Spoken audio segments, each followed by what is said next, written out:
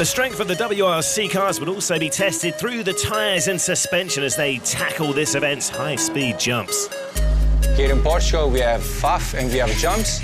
And in these jumps, we need to design cars to withstand to all those loads.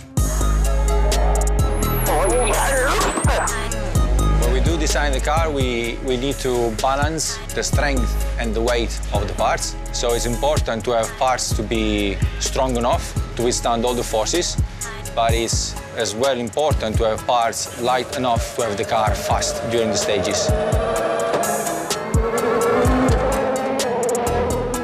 Here you can see front left corner. This is tire, this is the suspension damper. Here are the parts as a lower wishbone and steering arm, and this is the subframe. When the car lands, the shock impact can be very strong. The most important part of the force is coming from the vertical side in the case of landing, and in that case it will be the damper to transfer all the energy from the tire up to the top mount of the car.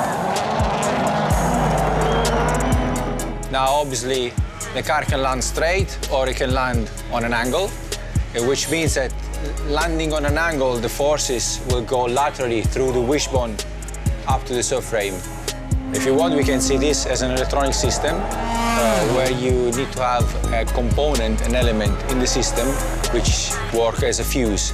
In case the forces are too high, the part, which is the fuse of the system, has to bend. You don't want it to break, and you don't want any of these bolts to break, so you know that your rally is not over.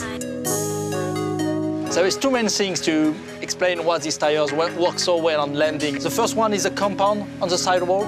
It's a very, very hard compound, and it will allow the cars to jump and to land probably only on one tire very often, and the tires will not blow up. Second part is the bead, this zone, with a metal cable and a very specific design to fit the rims, okay?